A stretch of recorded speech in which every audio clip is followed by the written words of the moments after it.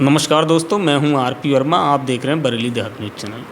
इस वक्त हम पहुंचे हुए हैं बरेली जनपद की नगर पंचायत विशारदगंज में। आज हमारे साथ हैं नगर पंचायत विशारदगंज के युवा समाज सेवी और समाजवादी पार्टी में लोहिया वाहिनी में जिला महासचिव हैं। उनके आवास पर पहुंचे हुए हैं और आपकी आज बातचीत कराएंगे, जो कि नगर पंचायत विशारदगंज में लगातार चर्चा में बने रहते हैं और बहुत सारे कार्यों को कराने का लगातार प्रयास करते रहते हैं। आइए उनकी कहानी उन्हीं की जुबानी। स्वागत है ब्रजेश जी आपका। बहुत बहुत धन्यवाद। पहले तो मैं सबसे पहले आपको और आपकी टीम का पूरी स्वागत करता हूँ। विशारदगंज कस्बे में आप आए और विशारदगंज की आवाज़ को एक लोगों तक पहुंचाने का माध्यम आप बनेंगे। बहुत बहुत धन्यवाद आपका। ब्रजेश जी, जैसा कि पूर्व में भी आपके द्वारा लगातार कई सारे प्रयास हमने देखा है, कई सारे सामाजिक कार्यों को कराने का आपने जो प्रयास किया है, उसे नगर पंचायत विशारदगंज ही नहीं, क्षेत्र के लोगों ने भी आपकी सराहना की थी। तो ये जो राजनीति का एक जुनून है और समाज सेवा का जुनून है, ये कैसे आपको दिमाग में आया कि मुझे राजनीति या समाज सेवा करनी चाहिए? राजनीति तो भगत सिंह ने भी नहीं सोची थी कि वो राजनीति करें, लेकिन उनका एक जुनून था कि देश में एक बदलाव आए। जो हम गुलामी की जंजीरों में उस समय बंधे हुए थे, उसको हम तोड़कर एक सुकून की ज़िंदगी और आज़ाद ज़िंदगी जिए। मैं भगत सिंह को अपनी ज़िंदगी में सबसे ज़्यादा मानता हूँ। तो राजनीति करने का मेरा ये उद्देश्य नहीं था कि वहाँ एक कुर्सी मिलेगी, ऐशो आराम की ज़िंदगी मिलेगी, लेकिन वो कुर्सी इसलिए दी जाती है ताकि आप लोगों की सेवा कर सकें। तो लोगों की सेवा के माध्यम के लिए मैं राजनीति का माध्यम मैंने चुना। उसके लिए मैंने पुलिस की सर्विस जो थी, पुलिस की ज्वाइनिंग लेटर मेरे पास आज भी रखा हुआ है। वो मैं पुलिस की नौकरी छोड़ राजनीति में आया इसी वजह से। प्रजीत जी, जैसा कि आपके नाम के आगे जब युवाओं में बातचीत चलती है तो वो आपको ब्रजेश आज़ाद भी कहते हैं, क्या कहेंगे इस पर? आज़ाद एक टाइटल मुझे अच्छा लगा, तो आज़ाद इस वजह से मैंने उसे चुना। चंद्रशेखर आज़ाद जी के नाम से जोड़ करके मैं उन्हें भी बहुत ज़्यादा मानता हूँ। क्रांतिकारी, भारत के जो भी क्रांतिकारी रहे हैं उनका मैं बेहद सम्मान करता हूँ। इस वजह से आज़ाद मैंने नाम लिया। ब्रजेश जी, जैसा कि आप युवा हैं और लगातार हमने देखा है कई सारे जो खेल से संबंधित भी आपके द्वारा कई सारे आयोजन कराए गए हैं। मेरा एक टारगेट रहता है, मैं प्रत्येक वर्ष एक टूर्नामेंट बड़े स्तर पर विशारदगंज में क्रिकेट का कराऊं। दूसरे जो छोटे छोटे आयोजन होते हैं, वॉलीबॉल या खो खो, इस प्रकार के कार्यक्रम भी मैं लगातार वर्ष में 2 बार 3 बार कराता रहता हूं। ये मेरा एक इसलिए उद्देश्य रहता है कि बच्चों के बीच में जो युवा हैं, खिलाड़ी हैं, उनके बीच से खेल की भावना कम ना हो, वो कंटिन्यू बनी रहे, ताकि वो प्रदेश और राज्य स्तर पर जाकर खेलें। तो एक बेहद गर्व का विषय होगा जब विशारदगंज से कोई खिलाड़ी प्रदेश स्तर पर खेलेगा या राज्य स्तर पर या फिर अंतर्राष्ट्रीय लेवल पर खेले। ब्रजेश जी, जैसा कि नगर पंचायत के चुनाव भी बहुत जल्द नामांकन प्रक्रिया शुरू होने वाली है और राजनीतिक दृष्टि से विशारदगंज कस्बा और सामाजिक दृष्टि से भी नगर पंचायत विशारदगंज बहुत ही प्रसिद्ध कस्बा है, क्योंकि नगर पंचायत विशारदगंज में रेलवे स्टेशन होने के नाते ये कस्बा बहुत ही फेमस है। तो जानना चाहेंगे ब्रजेश जी, जैसा कि नगर पंचायत विशारदगंज में रेलवे स्टेशन से जुड़े होने के नाते बहुत फेमस है, तो इसमें कौन कौन सी जो बड़ी सुविधाएं हैं जो यहाँ की नगर पालिका द्वारा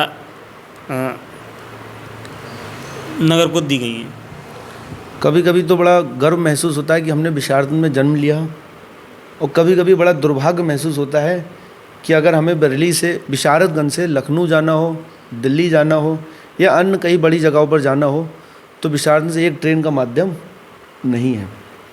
आप यहाँ से देखते होंगे कई ट्रेन ऐसी हैं, 10 से ज़्यादा ट्रेन ऐसी हैं जो डायरेक्ट रन थ्रू होकर यहाँ से निकल जाती हैं, लेकिन विशारदगंज के लिए वो नसीब में आज तक नहीं हुई कि वो यहाँ पर स्टॉप कर सकें। दूसरा विषय मैं आपसे कहना चाहूँगा, विशारदगंज रेलवे स्टेशन बरेली ज़िले का सबसे बड़ा दूसरे नंबर पर स्टेशन आता है, जो रेलवे विभाग को पैसे कमा कर देता है। लेकिन इतना बड़ा रेलवे स्टेशन होने के बावजूद विशारदन को मूल जो सुविधा मिलनी चाहिए वो हमें नहीं मिली। यहाँ पर ना तो आपको एक कटपुला मिलेगा, ना कोई अंडरपास मिलेगा। घंटों यात्री घंटों दोनों फाटक पे खड़े रहते हैं, लेकिन फाटक खुलने का नाम नहीं लेता। कस्बे के बीचों बीच में रेलवे स्टेशन आ चुका है, लेकिन ना कोई अंडरपास है, ना पैदल पुल है। तमाम यात्री कई बार ट्रेन की वजह से कट के गिर चुके हैं। अगर कोई भी यात्री पैदल रेल लाइन को क्रॉस करता है तो आरपीएफ वाले उसका चालान काट देते हैं। लेकिन आप देखते होंगे कोई भी विशारदन से नेता उसको आवाज़ को नहीं उठाता है। तो ऐसी तमाम समस्या हैं रेलवे के संबंध। मैं चाहूँगा कि एक डीआरएम को यहाँ पे संज्ञान लेना चाहिए, एक अंडरपास ज़रूर देना चाहिए मेरे अनुसार। ब्रजेश जी, नगर पंचायत विशारदन में खेल योजना को लेकर यहाँ पर क्या सुविधाएं हैं? खेल सुविधाओं के लिए तो ना कहा जाए तो मुझे बेहतर ज़्यादा लगेगा, क्योंकि खेल सुविधाओं तो छोड़िए, यहाँ बात करने वाला कोई सुविधा नहीं है।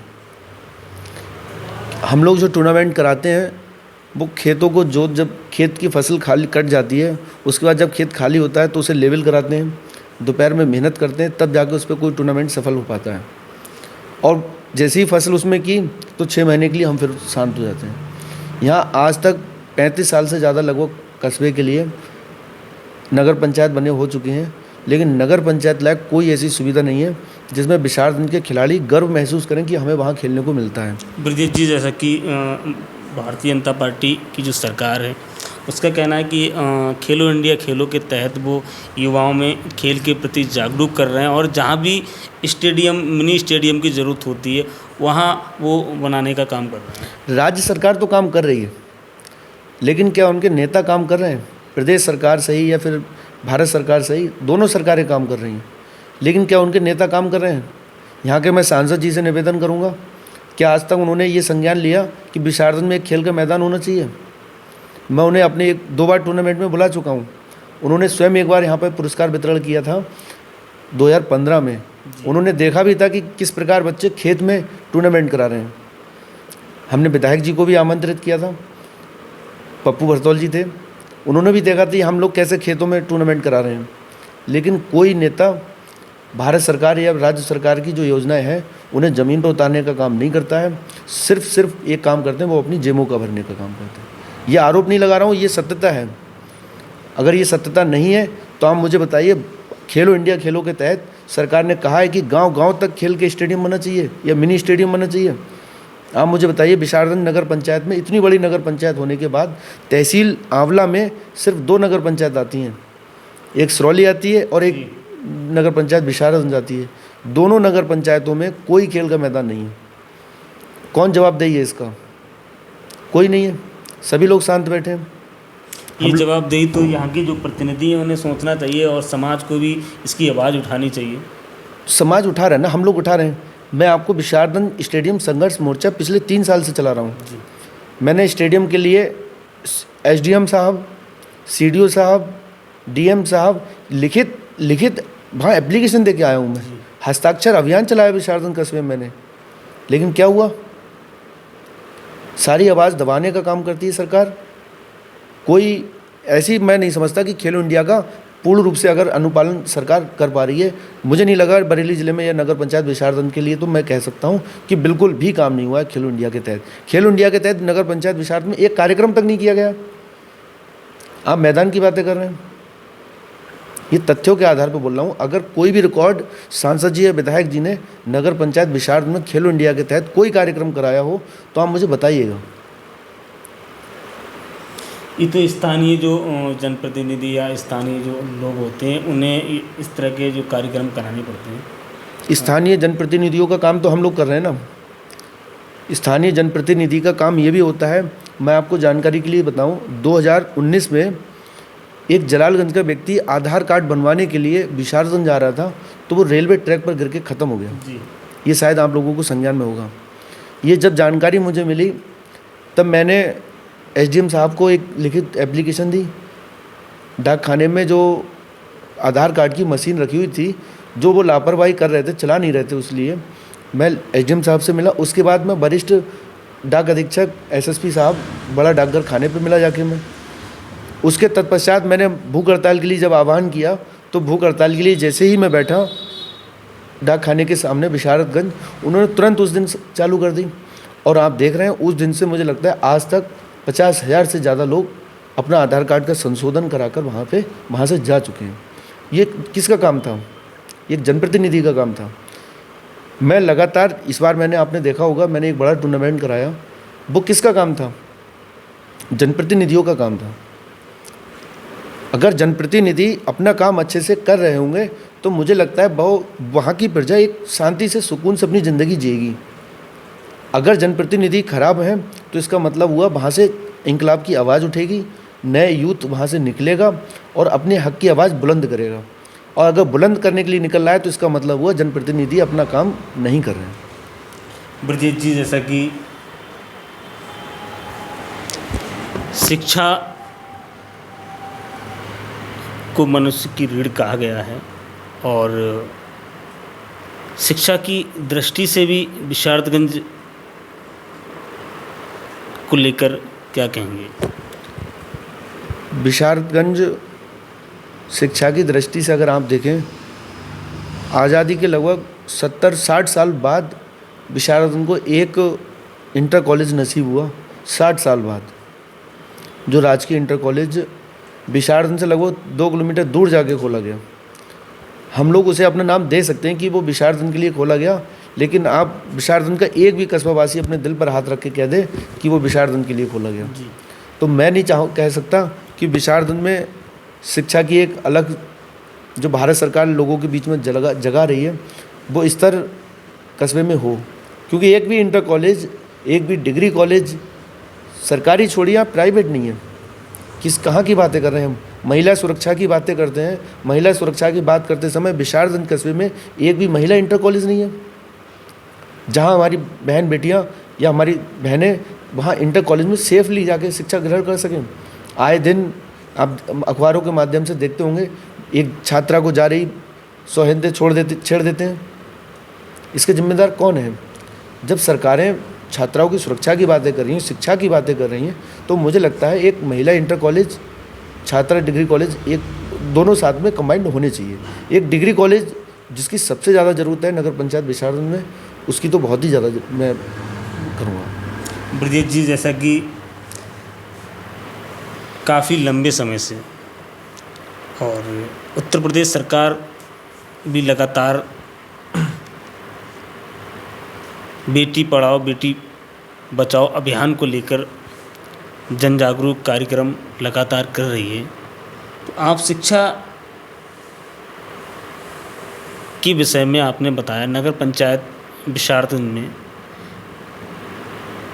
कोई भी डिग्री कॉलेज नहीं है, तो पिछले के शासन काल में भी जनप्रतिनिधियों द्वारा क्या कोई आवाज़ नहीं उठाई गई है? कोई आवाज़ नहीं उठाई गई। आवाज़ घर में चिल्लाना और अपनी आवाज़ को एक बुलंद आवाज़ दमदारी के साथ पेश करना, उसमें बहुत बड़ा अंतर होता है। अगर किसी भी जनप्रतिनिधि ने, मैं सारे जनप्रतिनिधियों को खुला आह्वान करूँगा, किसी भी जनप्रतिनिधि ने बिशारतगंज में एक महिला इंटर कॉलेज या डिग्री कॉलेज उठाने की मांग की हो, या बिशारतगंज में एक डिग्री कॉलेज, सरकारी गवर्नमेंट डिग्री कॉलेज खुलवाने की बात की हो, तो मुझे तथ्य दिखाएं वो। हम लोग जिन जनप्रतिनिधियों का यहाँ चुनाव करके हम उन्हें चुन रहे हैं, मुझे नहीं लगता वो योग्य हैं। उनमें कुछ ऐसे हैं, लेकिन मैं चाहता हूँ हम लोग जिन जनप्रतिनिधियों को चुन रहे हैं वो अपने काम को सही तरीके से समझें कि हमारा काम क्या है। तो ऐसे जनप्रतिनिधियों का चुनाव करना चाहिए जो शिक्षा की बात करें, जो हमें रोज़गार की बात करें। एक बड़े स्तर पे नहीं दिला सकते, लेकिन छोटे स्तर पे तो दिला सकते हैं ना। यहाँ एक चिकित्सा नहीं है, चिकित्सा के लिए अगर कोई आप सामुदायिक केंद्र देखें, कस्बे में नहीं है। मुझे लगता है 15 साल पहले एक छोटा सा केंद्र खोला गया, उसमें आज भी 15 घंटे डॉक्टर नहीं बैठा।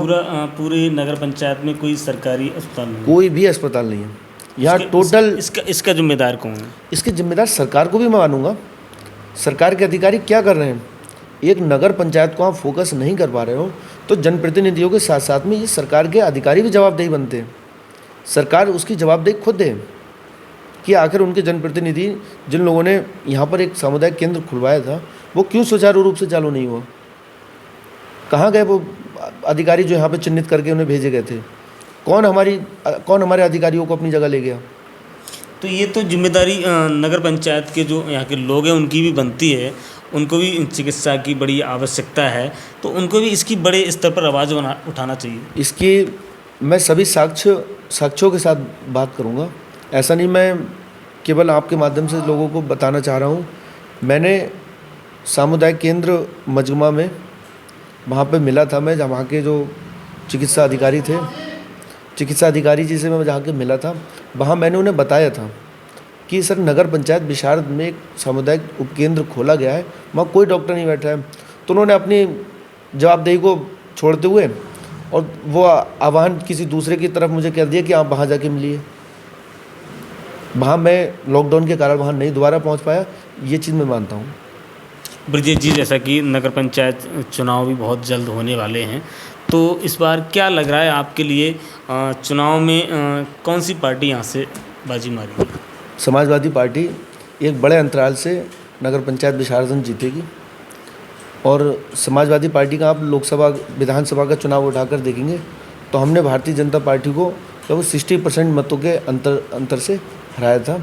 और मुझे लगता है इस बार समाजवादी पार्टी का प्रत्याशी जो भी होगा बहुत मजबूत तरीके से जीतकर बिशारदगंज का नेतृत्व करेगा। ब्रजेश जी, जैसा कि हाल ही में उमेश हत्याकांड के जो मुख्य आरोपी हैं असद और गुलाम के लिए STF पुलिस मुठभेड़ में मार गिराया गया, क्या कहेंगे इस पर? नहीं, निसंदेह इसमें कोई मतलब दो राय नहीं है कि उसे मारना गलत था। अगर कोई आरोपी है तो उसे एनकाउंटर करना या कुछ भी करना इस कर्तव्य बनता है। ये चीज़ पुलिस की है, पुलिस के साथ साथ ये कोर्ट का डिसीजन है।